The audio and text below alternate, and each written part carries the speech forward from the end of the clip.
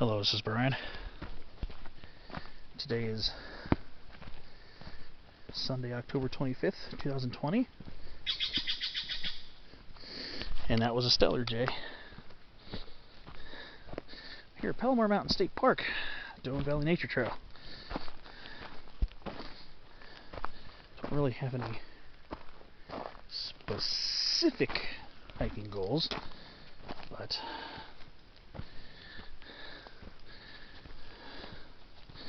kind of out here stretching my legs once again in the forest, and boy does it feel good to be back in the forest.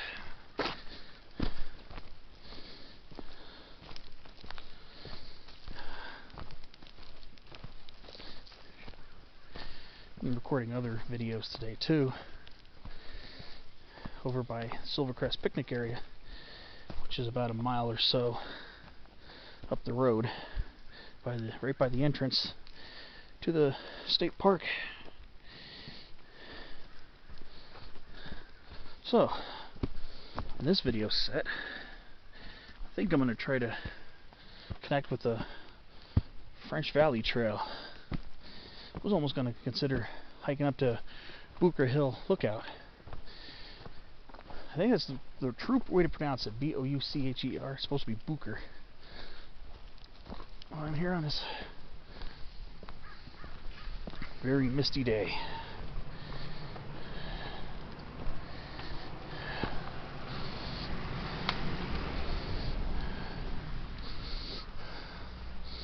It's one of the very few days, actually the only day this fall has been like this. So, other people, I know a lot of other people like to hike in this area. So you can see I got a mask under my chin right now, in case I come in within 6 to 10 feet of somebody. Because this is a very popular area. So, this area is probably one of the luscious areas I've been to here in Southern California.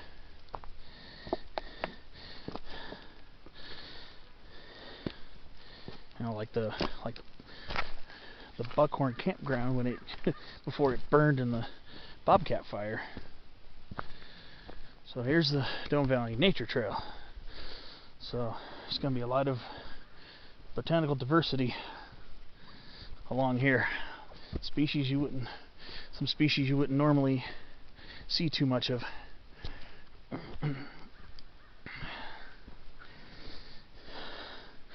Especially the fact that we're at an elevation of 4,600 feet above sea level.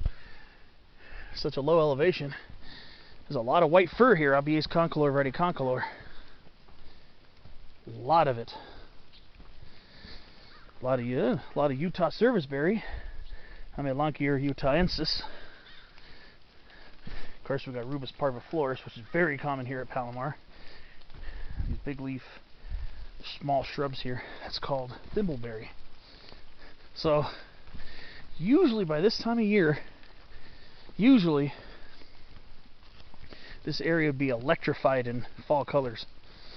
It's starting to do so more with the shrubs. Then the trees are taking a lot longer because of how incredibly warm it's been this fall.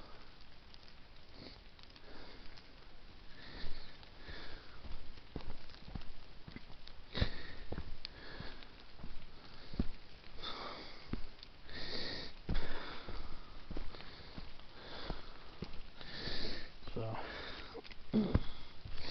this is a trail, since we're at low elevation, you're going to want to watch out for poison oak, because it's everywhere here. Poison oak is very common here. So are the true oaks, especially here along this stretch. Canyon live oak, black oak, and then further down we're going to start running into coast live oak. the southern coast live oak, which I'll go into more in detail, likely on a spotlight on trees. And one other thing you'll find here that you won't find much here in Southern California is Pacific dogwood, Cornus natalii. That's another one you'll find here at Palomar. That's very scattered here, not very common at all in SoCal. And you'll see a fair amount of it on the drive down. As you're driving down from the entrance, you'll see some smaller, shrubbier dogwoods. And another thing that's pretty scattered here in Southern California, and it's just starting to change, it's box elder, Acer negundo subspecies californicum. It's the California subspecies. And in one plant you want to be careful of hoary nettle, Urtica dioica subspecies holoceracea. I'm going to have to kind of brush around it here, because it'll burn if the hairs get to you. So this right here is the California box elder. 3, sometimes 5 leaflets, mostly a clear yellow fall color. So this is a California box elder. And with the genus name Acer, you think, oh, Acer, that's maple. It's a maple.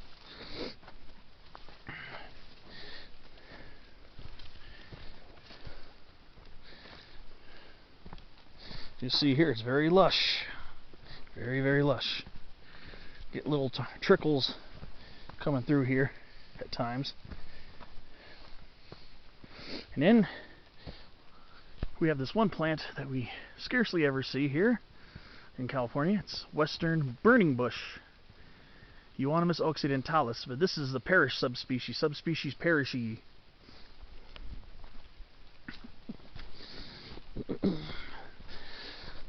And it's actually quite common here at Palomar Mountain State Park.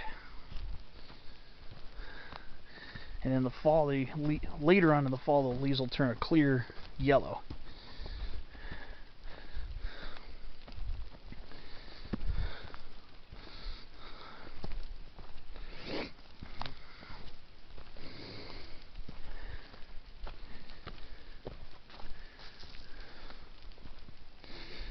So this is the first video I've done in this part of Palomar, but we got more. Got some huge white firs, some obvious concolor, verticoncolor, very large specimens. So you'll notice there are a lot of conifers here, but in this space here, this particular area, the diversity is not super high in this section because it's predominantly white fir and incense-cedar. That's one thing you'll know about coming over here. Actually no pines around here. You'll have to go down the French Valley Trail a little bit more if you want to see pines. And during this video set, I will show you the pines. There's a lot of magical diversity here. Some of the incense cedars here are quite large too. I haven't seen any record-breaking incense cedars, except for the trunk on that one when I was doing the video set on the Silvercrest picnic area. And the trunk on that one's bigger than a lot of the trees that I've seen, even in the Sierra Nevada, with respect to the girth it is of the trunk.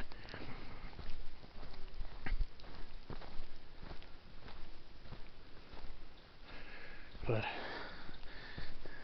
the thing is, why is it all white fir and incense cedar here? Well, the best explanation I can think of is the fact that this area has been suppressed from fire for so long. And in the absence of fire, pines really don't regenerate too well. That's probably why we're not seeing a lot of pines over here. However, on the other side, on the south side of Doane Pond, you'll get a lot of big-cone Douglas fir over there, Pseudotsuga macrocarpa. So quite a bit of that over there.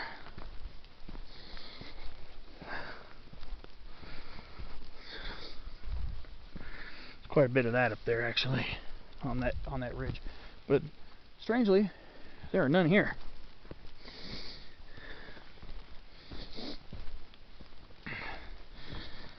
So it's quite an impressive area. There's also an interpretive signpost here too, since this is a nature trail. But this is some of the thickest forest I've ever seen here in Southern California, and I've been in some pretty thick forests here.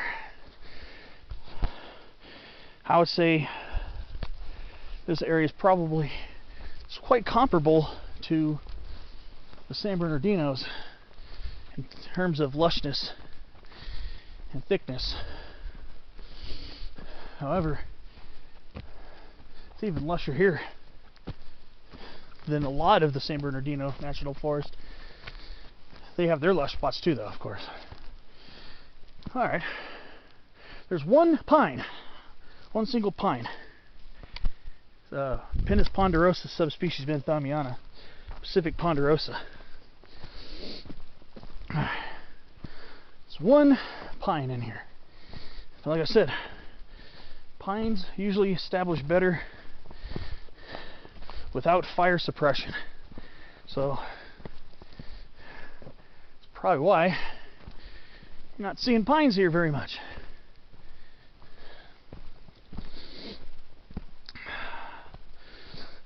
But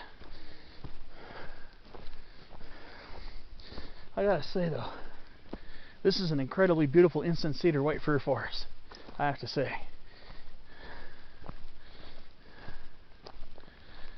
It's actually some of the nicest white fir and Incense-Cedar stands I've ever seen. And these trees are very narrow. Very narrow. Their trunks are very narrow, as you can see. These are not old trees at all. The reason why they're so tall is because they have to grow up to compete for sunlight. So that's why when you have a dense forest, a lot of times it's a tall forest. And this is no exception. Some of these trees are probably about 140 feet tall, which is not exceedingly large. But again, these are relatively young trees here. There are a few older trees pockmarked here and there along here, but if you're looking for real old trees, there'll be one right here. Here's actually a very old growth Incense-Cedar. So there are in here. There are some in here. But I think after the last fire, the fire suppression has led to basically an explosion of Incense-Cedar and white fir. There you go. That's an old growth Incense-Cedar. Now you see why they fenced it off here. Because they don't want people messing with it. Because there are always some people that do that kind of stuff.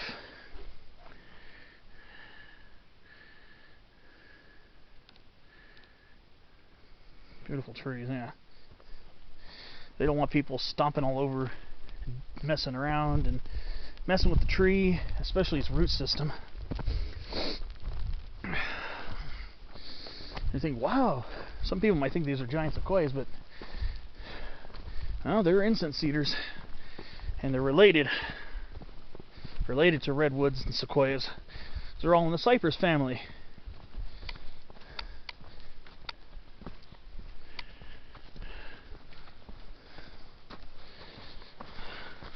Oh, it's actually a little bit less poison oak around here than I remember. Okay, I think we're near a little mini meadow. I remember this part right here. little mini meadow right here. And there's a much greater meadow up ahead. You can see those kind of reddish shrubs of that skunk brush in fall color, Rhus aromatica. So now we're entering a montane meadow. Palomar has quite a few of those. And it just makes things all that more interesting. Now we're going into the meadow, and we're going to have some vegetational changes too. Now you can see we've got more pines up ahead, and those are Pacific Ponderosas. Down here, the lower Doane, I don't know if you call this lower Doane Valley or lower French Valley once we get into the other side here. Well, it becomes the lower French Valley Trail. But I always was a little confused by the names. Here we are. One other thing, the black oaks here. These are some of the biggest black oaks I've ever seen, and that includes being in parts of the Sierra Nevada, like Sequoia National Park, Sequoia National Forest. The black oaks here, some of them are incredibly large, very large. Actually, giving some of the monster canyon live oaks a run for their money. There are some huge oaks here at Palomar. Here in the state park portion, and also some huge ones in the national forest. I remember my friend and I found a humongous one above Fry Creek, the Fry Creek campground area. And it's just amazing how large it is. And there are some humongous big cone Douglas firs. Some definitely the tallest ones I've ever seen to date. I've never seen Old Glory, that big cone Douglas fir in the Mount Baldy town. I haven't seen that one yet. So we're getting more Ponderosa pines, and we're getting coast live oaks popping in. Of course, still got them big canyon live oaks. And to date, this is the place where I've never seen larger canyon live oaks than here, personally. So my friend Brett, you might have seen him on a couple of my videos. He'd mentioned that there are some gigantic oaks and conifers near Forest Falls. And I gotta go over there, and I want to check it out myself.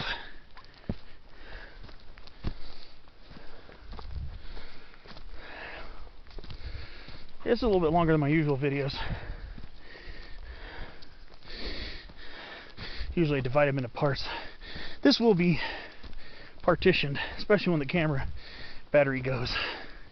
But now we're coming out in a different vegetation, slightly different vegetation zone. So now we're predominant conifer now is Pacific Ponderosa, Pinus ponderosa subspecies Banthamiana, which are the shortly down the way become some of the largest trees here, the tallest trees here at Palomar. And then I was telling you at the beginning of the video, now we're getting Pacific dogwood, Cornus natalii, and it's finally starting to change color. These have some pastel colors. And we also got Southern Coast live oak. This is Quercus agrifolia variety Oxyadania. Variety Oxyadania is the one that takes over further inland and higher elevation. Well, I'm going to continue down the way. I'm gonna just keep looking out for the next interesting thing to photograph. I'll see you on the next clip.